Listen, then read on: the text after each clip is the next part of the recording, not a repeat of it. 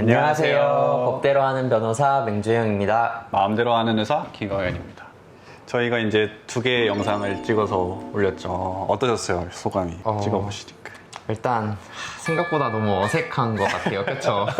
맞아요. 그래서 맹변님의 의견 그리고 저도 같이 생각을 해봤는데 그래도 같이 시간 많이 보내고 얘기 많이 했던 곳이 어딜까 생각해보니까 집인 것 같아가지고 여기가 맹조영 변호사님의 맞습니다. 제 집입니다. 자가 소유한 멋진 변호사. 그리고 이거는 강아지죠? 아, 예, 맞습니다. 네, 카모인데 아이고, 저희가 카모를 어떻게 키우게 됐는지도 얘기를 해야 될까요? 아, 이제 슬슬 풀 수 있지 않을까요? 네. 네, 이 친구가 카모입니다. 네, 저희가 지금 같이 키우고 있어요. 사는 곳은 따로 사는데 예전에 제가 취업하고 잠깐 같이 산 적이 있어서 그때 같이 데리고 오게 돼서 지금 공동 소유하고 있는 강아지. 이게 강아지들이 법적으로는 물건이어가지고. 아, 그래서 소유라 그러네. 네, 그래서 소유라는 단어를 써요. 너무하다. 그쵸, 강아지는 지금. 마음으로 돌보는 거 아닌가? 그렇죠. 지금 뭐 개정안이 얘기가 되고는 있는데, 네, 아직은 동물은 물건으로 채널의 한 축을 담당하고 있죠. 테라피 독이 되고 싶은 카모로. 카모 테라피 독이 되고 싶어. 카모. 저희가 채널을 처음에 기획할 때 법적인 관점 그리고 마음을 다루는 사람의 관점에서 같은 상황 이런 걸 어떻게 다르게 서로 보게 되는지 이런 것들을 같이 얘기하고자 했었는데 그치 카모야 그랬었는데 그래서 그거에 맞는 것들을 하나씩 시작을 해보려고 해요. 어떻게 준비를 좀 해보고 있죠? 조금 더 편하게 어떤 사람들 고민을 받아서 어떤 법적인 관점이나 마음의 관점에서 보기로 했죠. 맞습니다. 그래서 저희 이제 인스타그램을 보시면 거기에 이메일 주소가 남겨져 있어요. 그래서 고민되시는 것까지 자유롭게 남겨주시면 저희가 선별을 해서 그리고 김광현 선생님 지금 어떤 상황이신지 한 번만 조금 설명을 해주세요. 제가 정신과 전공의를 합격하고 이제 3년까지는 수련을 마쳤었던 거고요. 이제 마지막 연차가 되던 해에 다 같이 나와 있게 됐었고, 근데 이제 저는 아직 군대가 해결되지 않은 상태였기 때문에 입대를 먼저 하게 된 거죠. 이제 아마 끝나고 군복무가 끝나고 1년 정도 남은 기간 수련 마치면 시험 보고 전문의로 이후에 생활을 정신과 의사로 이제 생활을 하는 거고 정신과적인 내용을 다룰 수 있을 만한 정도로 트레이닝이 되시긴 하셨겠죠. 네, 그쵸? 하지만 이것이 정신과 의사의 소견이냐 그럼 그건 또 얘기를 그렇게 하기가 좀 어렵죠. 아직은 이렇게 그 정도 유념해 주시면 좋을 것 같고요. 네. 오늘의 인생 솔루션은 에스케모마일티입니다. 왜 캐모마일이죠? 그 카모의 이름이 시작된 차이기도 해가지고 카모마일로 일단 준비해봤습니다. 그리고 또 카모마일티가 마음 심신의 안정에 좋다 그랬어요. 네. 첫 번째 사연입니다. 제목은 7년 만에 온 카톡이 청첩장이었습니다. 그 닉네임은 13일차로 해달라고 말씀을 해주셨네요. 7년 만에 온 카톡이 청첩장. 안녕하세요. 32살이고 회사 다니는 직장인입니다. 대학 때 4년 내내 붙어 다니던 동기가 있었습니다. 자취방이 걸어서 5분 거리라서 시험 기간에는 거의 매일 같이 밥을 먹었다고 해요. 그러다 졸업을 하고 그 친구가 지방으로 발령이 나면서 뜸해졌고 제가 두어 번 연락을 하다가 답이 늦어지길래 저도 그만두게 됐습니다. 3년 전에 제가 결혼을 했는데 연락이 끊긴 지 오래라서 그 친구한테는 청첩장을 안 보냈습니다. 그런데 시 끝나고 축의금 명단을 보니까 그 친구 이름으로 10만 원이 적혀 있었더라고요. 다른 동기한테 얘기를 듣고 보낸 모양이었습니다. 제가 고맙다고 카톡을 보냈고 그게 마지막 연락이었습니다. 그러다 지난달에 그 친구한테 카톡이 왔습니다. 프로필 사진이 웨딩 사진으로 바뀌어 있었습니다. 야, 오랜만 나 드디어 결혼해. 멀어서 못 오면 마음만 보내줘도 돼. 청첩장 링크, 모바일 청첩장 링크랑 계좌번호가 나란히 있었고 얼굴 한번 보자는 말은 없었습니다. 계좌번호까지 보낸 거 하여튼 이제 청무도 없이. 네, 솔직히 보내기가 싫습니다. 7년 동안 서로 연락 한 번 없이 지냈는데 굳이 해야 하나 싶어서요. 근데 3년 전에 받은 그 10만 원을 생각하면 또 마음이 편하지가 않습니다. 솔직히 보내기가 싫은데 안 보내도 될까요? 라고 하셨습니다. 어떠신 것 같아요? 이분은 근데 보내기 싫다, 안 보내고 싶다라는 걸 정하고 그 이유가 될 만한 확답을 거를 찾아달라는 거 같죠? 그런 것 같네요. 이게 축의금이 진짜 조금 애매한 것 같아요. 사실 친한 사람의 결혼식은 당연히 기쁜 마음으로 가고 행복하게 가지만 안 그런 경우도 많잖아요. 예를 들어서 뭐 그냥 직장 동료라든지 뭐 예전에 같은 동기였는데 친분은 거의 없지만 참 쉽지는 않죠. 축의금도 그렇게 하면은 뭐 매달 엄청 많이 나가고 시간도 사실 주말 이 직장인들한테 그쵸. 되게 귀하잖아요. 근데 그거를 반나절을 다 빼고 가야 되는 거니까. 왔다 갔다 생각하면 네. 3시간 정도는 그냥 나가는 거 같고 맞아요. 그리고 또 금액도 사실 생각해보면 직장 생활을 시작하고 나서는 5만 원, 10만 원 이렇게 하기 좀 그런 그쵸. 그리고 요새 순간이 물가가 있잖아요. 너무 올라서 식대가 진짜 한 10만 원 가까이라고 하더라고요. 청모도 보통 하잖아요. 그럼 청모할 때 보통은 한 2, 3만 원짜리 밥을 사람들이 많이 산단 말이죠. 그렇죠, 그랬던 것 같아요. 네, 아무래도 단체로 이렇게 사야 되다 보니까 그 사람들도 이제 지출을 하면서 시작을 하는 거예요. 사실 이게 축의금이 그렇게 원래 돈을 따지는 게 아니라고는 맞아. 하지만 네. 친한 마음, 축하하는 네, 마음, 네. 경조사 이런 걸로 하는 거긴 한데 네. 또 그런 게 달라붙기 시작하면 이게 20만 원은 해야 되나 그리고 더 친하면 30만 원은 해야 되나 뭐 이런 생각이 사실 들 것 같아요. 그렇죠. 의사분들은 보통 축의금 얼마 해요? 의사들은 한 20만 원 정도가 되는 것 같아요. 거기서 친하면 더 하기도 하고 못 가거나 모청으로만 했다 그러면 10만 원 생각하기도 하고 근데 그건 워낙 개인적인 영역이긴 하니까 그렇죠. 사람마다 다른데 저희 변호사들도 그 업계에서 뭐 결혼식 초대받고 이렇게 가면 보통은 20만 원을 하는 게 약간 암묵적인 룰인 것 같아요. 직장 동료여도 그 정도 그냥. 네, 맞아요. 그냥 같은 팀이어도 그 정도고 사실 결혼을 하는 사람이면은 네. 어차피 돌려받으니까 괜찮은데 사실 결혼을 안 하거나 지금 이런 상황 사실 받았어. 그쵸? 그쵸. 10만 원을 먼저 받았어. 안 줄 이유는 또 뭔가 싶기도 해요. 그냥. 안 줄 이유는 사실 아까워서 그런 거죠. 이거를 조금 더 법적으로 이제 설명을 해보면 축의금의 법적 성질에 대해서 먼저 따져볼 필요가 있을 것 같은데 축의금은 이제 보통은 품앗이처럼 하잖아요. 그래서 주고 받고 이렇게 하는데 사실 법적인 관점에서는 증여예요. 그리고 그것도 조건이 없는 증여이기 때문에 그냥 내가 축의금을 줬다 이러면 이러고 끝인 겁니다. 이걸 돌려받을 어떤 상환의 권리 같은 건 없어요. 증여가 그냥 줬다라는 뜻을 그렇게 표현하는 거예요. 네네, 맞죠. 그래서 이제 뭐 판례 문구가 있는데 여기 옆에 띄워두고 여긴가? 여기 띄워두고 이제 우리 사회의 전통적인 위풍양속 이런 얘기가 나오고 이제 혼사가 너무 부담이 되잖아요. 사람들이 한 번 결혼을 하면은 지출 금액이 너무 크니까 이거에 대해서 어떤 부담을 줄여주는 목적으로 어떤 그 혼주인 부모, 일반적으로 부모가 혼주인데 부모에게 준다는 느낌으로. 네네, 맞아요. 근데 이제 특별한 사정이 있어서 만약에 이 개인, 그 부부에게 줄 만한 사정이 있으면 이 부부 돈이 맞지만 일반적으로는 혼주의 돈이라고 법원은 보고 있습니다. 막 결혼식이 부모님을 위한 자리다라는 네, 게 맞아요. 사실 부모님들이 많이 내고 다니셨던 그거를 이제 회수하는 자리이기도 하는 거잖아요. 그렇구나. 그래서 이제 보통 전액 혼주인 부모에게 귀속된다고 봄이 상당하다라는 문구를 쓰고 있습니다. 그렇기는 한데 지금 이 사안 같은 경우는 결국에 부모님한테 드린 건 아니고 각자 주고받으려는 그쵸. 상황인 거잖아요. 그럼 이미 준 거에서 사실 증여가 이미 끝난 거긴 해요. 그 돈을 이제 축의금을 다시 줄 의무는 없습니다. 그렇구나. 근데 이렇게 따지면 너무 법적으로 약간 각박하게 따지는 거 그렇죠. 같고. 준 돈 다시 돌려주고 이러면 약간 인지상정의 영역인 것 같은데 네, 그냥 네. 엄청 친했는데 이렇게까지 뭔가 안 보내고 싶은 마음이 있는 건 틀어진 게 있나 뭐 이런 생각이 들기는 하거든요. 그리고 양쪽에 생각하는 마음의 사이즈가 다르다라는 느낌? 사실 이 사연자분은 그 상대한테 청첩장도 안 보냈었던 거잖아요. 근데 그 상대는 이걸 어떻게든 알고 그리고 10만 원을 추가로 따로 챙겨서 보낸 상황인 거고. 근데 사실 이 사람도 그렇게 착하지만은 않은 게 여기 네, 보시면은 마음만 전해줘도 돼 라는 게 있잖아요. 네, 그러면 자기 돈 회수하겠다는 뜻이긴 한 것 같아요. 그렇긴 하더라도 네. 이건 주는 게 맞다고 봅니다. 주는 왜냐면은 게 맞다고? 이게 친구 대학교 동기였죠. 네. 그럼 그 친구 그룹이 있을 거 아니에요. 그럼 또 안 좋게 소문이 난단 말이야. 그래서 그런 것까지 고려를 했을 때 조건 없는 증여이기 때문에 줄 의무 자체는 없지만 사회상규상 도리상 주는 게 맞다. 그렇죠. 도리상 드리는 게 맞을 네. 것 같긴 합니다. 보내십시오. 보내십시오. 네, 첫 번째 고민 해결. 자, 두 번째 사연은 제가 읽어보겠습니다. 제가 유난인 걸까요? 보죠. 안녕하세요. 29이고 회사 다닌 지 4년 됐습니다. 남자친구랑은 소개로 만나서 1년 반쯤 됐습니다. 제가 야근이 잦은 편인데 밤 늦게 혼자 들어가는 게 걱정된다고 해서 위치 공유 앱을 깔았습니다. 사실 깔자고 먼저 말한 건 저였고 그때는 챙겨주는 게 좋기만 했습니다.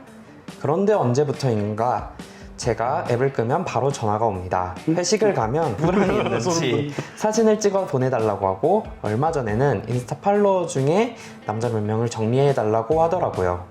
그건 좀 아닌 것 같아서 싫다고 했더니 그날 새벽 4시까지 이야기를 했고, 다음날 아침에는 꽃을 사들고 회사 앞으로 찾아왔습니다.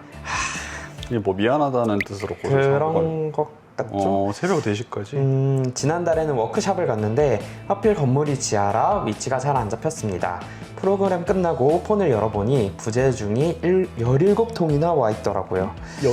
이건 좀 그쵸. 소름 돋는데요? 네, 놀라서 바로 전화를 걸었더니 목소리가 갈라져 있었습니다. 내가 너를 못 믿어서 그러는 게 아니라 세상이 무서워서 그러는 거야. 와... 전형적인 가스라이팅. 이거 너무 대사가 쎄하지 않아요? 내가 너를 못 믿어서 그러는 게 아니라 세상이 무서워서 그러는 거야. 그러니까. 그런데 작년에 저희 어머니가 입원을 하셨을 때 퇴근하고 매일 병원까지 데려다 준 것도 남자친구입니다. 엄마는 지금도 그때 얘기를 가끔씩 하십니다. 요즘은 가방에 보조 배터리를 2개씩 넣고 다닙니다. 참 잘하는데 폰이 울리면 심장이 먼저 내려앉습니다. 제가 예민한 건지 아니면 이게 정상인 건지, 정상이 아닌 건지 잘 모르겠습니다. 잘 챙겨주는 사람인데 저는 왜 이렇게 숨이 막힐까요? 라는 사연입니다. 이거 숨 막히지 않아요? 그냥 숨 막힐 잘 것 챙겨주는 같아요. 사람의 느낌이 네. 아닌 것 같은데? 맞죠. 이게 보통 어떤 심리에서 이렇게 하는 거예요? 이 남자의 심리를 말하는 네네. 소유욕인가? 소유욕이겠죠. 소유욕이니까 이렇게 위치 공유 관련된 것도 계속 찾아보고 그리고 이 끄면 바로 전화가 온다라는 거. 그러니까 되게 많은 시간을 이 사람이 어디에 있는지 엄청 집착적인 것 같고 인스타 팔로워도 어쨌든 이 사람 느낌에 다 이렇게 누구 팔로우하는지 찾아봤는 거네. 그러면서 뭔가 그 중에서 남자 몇 명을 특정해서 정리해달라고 한 거는 이 남자친구 기준에 뭔가 쎄한 느낌이 드는 그 사람들을 나름 또 판단을 한 걸 거 아니에요. 여자친구를 누가 소식을 받고 있는지도 통제하고 싶은 게 네. 있는 걸 거 아니에요. 맞아요. 그리고 네. 부재중 전화 17통. 이거는 어떤 상황에서도 쎄함의 트리거. 맞아요. 이거는 사실 쎄함의 트리거뿐만 아니라 법적으로도 문제가 되는데, 부재중 전화도 스토킹 행위가 될 수 있는 거 아세요? 부재중 전화를 거는 것만으로도요? 그 많이 찍혀 있으면은 그것도 스토킹이 될 수가 있어요. 아, 진짜? 네, 스토킹 처벌법이라는 법률이 우리나라에 있어요. 자, 스토킹 행위를 상대방의 의사에 반하여 정당한 이유 없이 일정한 어떤 스토킹 행위를 하여서 상대방에게 불안감 또는 공포심을 일으키는 것을 이제 스토킹 행위라고 이제 규정을 하고, 지속적 또는 반복적으로 스토킹 행위를 하는 것을 이제 스토킹 범죄라고 합니다. 그러니까 스토킹 행위 플러스 지속적 반복적 요소가 들어가면 이게 스토킹 범죄가 되는 거죠. 아, 행위랑 범죄가 또 거기서 구분이 되는 네네. 거예요? 스토킹 행위 자체는 죄가 아닐 수가 있는데, 이게 지속적 반복적으로 이루어지면 그게 스토킹 범죄가 되는 거예요. 이 사안에서 문제가 되는 건 어떤 정보통신망 같은 것을 이용해서 반복적으로 도달시켰잖아요. 전화를 계속 거는 거? 네네. 그 판례는 조금 더 넓게 봐서 이제 부재중 전화 같은 경우도 스토킹으로 인정을 하거든요. 문제는 이 사람이 이거에 대해서 의사에 반하는 전화였는가가 지금 궁금합니다. 이거 하지 말라 그랬는데도 계속 했네. 네. 여자친구 관계 안에서 네. 약간 전화 자주 하고 문자 확인하는지 안 하는지 보고, 이거는 그냥 궁금하다의 영역으로 설명을 할 수도 있을 것 같긴 하거든요. 맞아. 근데 이거 좀 그런데. 만약에 사연자분께서 이게 정말 싫고 이게 좀 아니라고 생각을 하시면은 남자친구한테 이거는 내가 원치 않는다라는 내용을 분명히 말씀을 하시고, 이 부분을 어떤 녹음을 하거나 아니면 카카오톡으로 남겨두는, 증거 자료를 남겨두는 게 상당히 중요한 상황인 것 같습니다. 그러네요. 이분이 약간 긴가민가 하는 상태로 여쭤봐 주신 것 같아요. 이게 내가 예민한 건지 아니면 이게 뭐 관계 안에서 있을 수 있는 정도인 건지, 챙겨주고 꽃다발도 사오고 이렇게 잘해주니까 또. 사랑하고 아끼는 것 같은데 또 뭔가 나에게 불안을 주는 대상이기도 한 거니까 그 안에서 되게 고민을 하고 계신 건가 봐요. 근데 사실 이렇게 어머니 입원했을 때 병원 데려다 주고 뭐 잘해주고 해도 결국 더 좋은 사람이 세상에 많지 않을까요? 저는 이런 경우를 너무 많이 봐서. 그 쎄하다는 느낌이 네. 확실히 저도 있긴 있는 것 같아요. 뭔가 뭐랄까요, 적신호 같은 게 네. 뜬다라는 느낌은 있는데, 네. 말씀해 주신 것처럼 사실 같이 사귀고 있고 사이가 좋을 때는 괜찮을 것 같거든요. 만약에 멀어지고 있는 과정에서 이렇게 똑같은 상황이 있었다라고 생각하면 네. 진짜 훨씬 더 소름 돋는. 네, 그리고 지금 것 같아요. 1년분밖에 안 됐는데 이런 거면은 아, 그 29살이잖아요. 아직 그쵸. 좋은 남자분 만날 수 있을 것 같습니다. 네. 아홉 수를 험하게 그러게요. 지내고 계신 것 같기도 하고 네. 적어도 보조 배터리를 따로 챙겨 다니면서까지 그 남자친구가 위치 추적할 수 있게 네. 하지 않는 거는 맞는 것 같습니다. 네, 맞습니다. 이게 누울 자리는 보고 눕는다고. 세 번째 사연입니다. 아직 두 번님의 사연이고요. 아버지의 재혼이 싫습니다. 재혼이라서 두 번으로. 안녕하세요. 35살이고 결혼해서 아이 하나 키우고 있습니다. 엄마가 돌아가신 지 2년 됐습니다. 돌아가셨나봐요. 그런데 이번 설에 내려갔더니 아버지가 재혼을 하시겠다고 하시더라고요. 67살이시고요. 성당에서 알게 된 61살 되신 분이 상대이시고 그분도 자녀가 둘 있다고 합니다. 올가을에 혼인신고를 하고 같이 살겠다고 하셨습니다. 혼인신고를 하진 않았는데 혼인신고를 이제 하고 같이 살겠다라는 뜻인 것 같아요. 그렇구나. 지난달 아버지 생신에는 그 집 딸이 케이크를 보냈는데 아버지가 그 사진을 저한테 보내주셨습니다. 근데 제가 조금만 천천히 하시면 안 되냐라고 했더니 아버지가 한참 말이 없다가 그러셨습니다. 너 엄마도 내가 이러고 사는 거 좋아하지는 않을 거다. 솔직히 저는 싫습니다. 그런데 왜 싫으냐고 물으면 딱히 할 말이 없습니다. 그분을 만나 뵌 적도 없고 아버지가 그동안 외로우셨던 것도 아니까요. 그냥 엄마 제사를 아직 2번밖에 안 지냈는데 그래서 아직 2번인가 보다.